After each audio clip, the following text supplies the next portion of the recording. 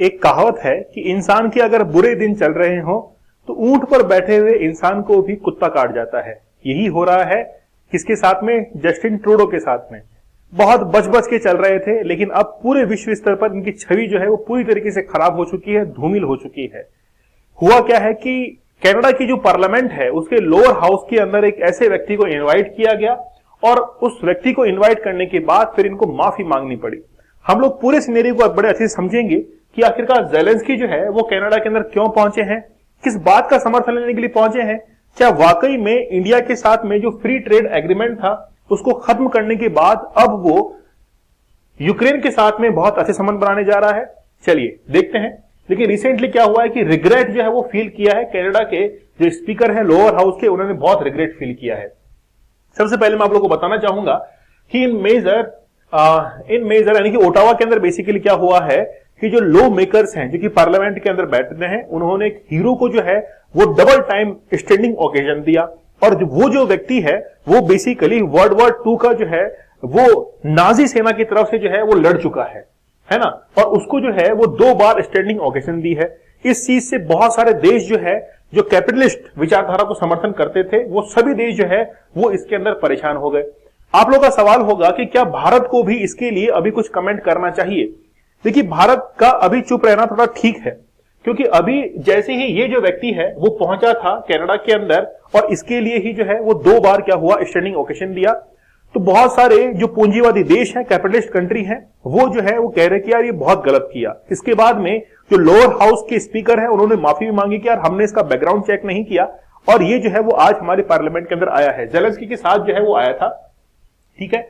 The speaker of Canada's House of Commons apologise Sunday for recognise 98 year, मतलब ये 98 year के थे, यार सेलाव हुंका, ठीक है, हुंका इनका नाम है, और इनको जो है वॉर हीरो के रूप में डिक्लेयर किया गया था, ठीक है। अब इन्होंने क्या किया कि बेसिकली वहां पर ये खड़े हुए, यहां पर आप लोग देख सकते हैं कि वो जो ऊपर एक बालकनी होती है, बालकनी के अंदर ये खड़े थे और वहीं पे जो है इनके लिए स्टैंडिंग ओकेशन दिया गया था। जिस तरफ ये ऊपर की तरफ जो हाथ घुमा रहे हैं, बता रहे हैं ऊपर की तरफ, वो उन्हीं की तरफ, हुंको की तरफ हाथ जो है वो जा रहा है कि देखो हमने जो है वो आपके सम्मान में ये किया है।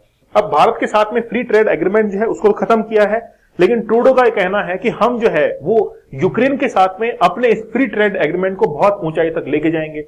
अब सबसे बड़ी बात यह है कि जो देश लग रहा है कि हारेगा, मतलब ऐसा लग रहा है कि ज्यादा इसके लिए अब कोई सामान नहीं है, वाकई में ये लड़ाई इतनी लंबी इसलिए चल रही है क्योंकि रशिया ये देखना चाहता है कि कौन कौन देश जो है वो यूक्रेन का साथ देते हैं, और वाकई में किसी यानी कि देशों के सामने खुद की अहमियत अगर साबित करना है तो दूसरे देश को हराकर कितने लंबे समय तक जो है आप उसको तड़पा सकते हैं। रशिया कुछ ऐसा ही कर रहा है।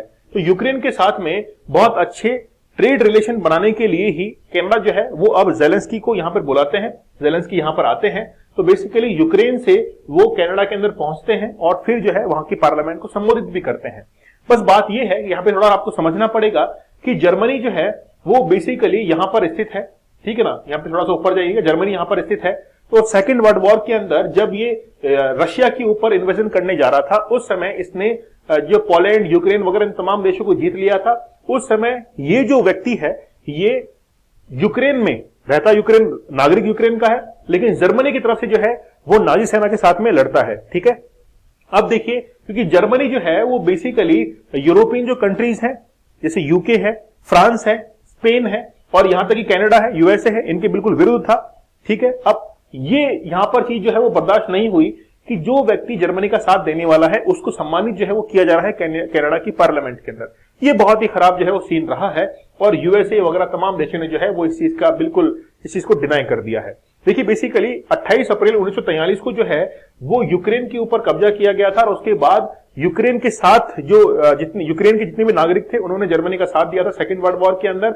और आप लोग इंटरनेट पे सर्च करेंगे तो भी आप लोग को बहुत सारी जानकारी जो है मिल जाएगी। ये पिक्चर आप लोग देखिए, ये उस समय यूक्रेन की जो है पिक्चर है जहां पर बहुत सारे लोग जो है, यानी लगभग आप लोग देख सकते हैं बहुत सारे, मतलब अनगिनत हैं, और बहुत सारे लोगों ने जो है वो अपनी जान गंवाई थी जब वो सेकंड वर्ल्ड वॉर के अंदर जर्मनी की तरफ से लड़ रहे थे। तो नुकसान जो है वो यूक्रेन का सबसे ज्यादा उस समय हुआ था। अब यहां पर आप लोग देख सकते हैं कि जर्मनी जो है वो जर्मनी चारों तरफ इन्वेजन करने को तैयार था। लेकिन जब वो ब्रिटेन इसमें रशिया की तरफ बढ़ रहा था तो यहां पर सोवियत यूनियन की तरफ उसको काफी प्रॉब्लम आ रही थी, यहां से लड़ने में उसको काफी प्रॉब्लम आ रही थी, क्योंकि उस समय सर्दियों के दिन थे, बर्फीला ये पूरा का पूरा शहर है, यहां पर मॉस्को वाला एरिया है, तो इस समय इसको बहुत दिक्कतें आ रही थी। लेकिन यूक्रेन का इसने सहारा लिया और यूक्रेन की तरफ से जो है वो व्यक्ति वहां पर जो है यानी कि यूक्रेन का नागरिक जो जर्मनी इसमें क्या कहते हैं उसको जर्मनी की तरफ से लड़ने के लिए वहां पर पहुंचता है। ठीक है, चलिए, तो ये था पूरे लेक्चर का एनालिसिस। लेकिन बस बात ये है कि क्या इंडिया को यहां पर साथ देना चाहिए। मैं एक बार पूरे की पूरे लेक्चर को एक साथ जो है वो कंबाइन कर देता हूं। यहां पर जस्टिन ट्रूडो जो है उन्होंने भारत के साथ में रिलेशन अपने खराब किए हैं। बहुत सारे देश हैं जिनके साथ में महज और महज कुछ दिनों के अंदर ही अपने रिलेशन जो है वो खराब कर दिए हैं। आप लोग अगर इस मैप के अंदर देखेंगे तो यहां पर आप देख सकते हैं कि जैसे ग्रेट ब्रिटेन है, ऋषि सुनक जो है उन्होंने कहा था कि भाई आपके पास में सबूत है अगेंस्ट टू इंडिया तो आप उसको प्रेजेंट कीजिए। यूएसए ने भी ये कहा कि भाई आप उसको प्रेजेंट कीजिए। लेकिन बेसिकली ये सब के सब देश मिलकर जो है वो भारत को बेवकूफ समझते हैं। वो समझते हैं कि भारत कुछ भी नहीं पता है, जबकि जो जस्टिन ट्रूडो के पास में अगर कोई सबूत है भी तो इन तमाम देशों ने मिलकर जो है वो हासिल किए थे। अब उस बात से पीछे हट रहे हैं क्योंकि कल को यार भारत को पता लगा कि यार हमने ही सबूत जुटाए थे जिनको 5 आईज कंट्रीज हम लोग कह रहे हैं, तो यार इंडिया जो है ना वो बहुत जबरदस्त रिएक्ट करेगा। तो चाइना से हम लोग जो है मुकाबला नहीं कर पाएंगे। तो ये तमाम गतिविधियां चल रही हैं और आई होप, मुझे ऐसा लगता है कि कुछ आने वाले समय के अंदर आपको 3 से 4 महीने या 5 महीने के बाद जो है वो वर्ल्ड वॉर 3 भी उसकी स्टार्टिंग जो है वो अब देखने को मिल सकती है, क्योंकि समय जो है वो बहुत क्रिटिकल होता जा रहा है धीरे धीरे धीरे धीरे। ठीक है, तो अब देखना ये होगा कि आखिरकार इसका एंडिंग जो है वो कहां पर होता है। आप लोग यूपीएससी आंसर राइटिंग कोर्स के साथ में जुड़ सकते हैं, कोड यूज कीजिएगा विजय, जिससे आप लोग को फ्लैट 50% और एक्स्ट्रा 30% डिस्काउंट अवेलेबल हो जाएगा। आपके लाइव आंसर जो है उसको चेक किया जाएगा। ठीक है, तो चलिए मिलते हैं आप लोगों से अगले लेक्चर में। तब तक के लिए धन्यवाद, थैंक यू, जय हिंद।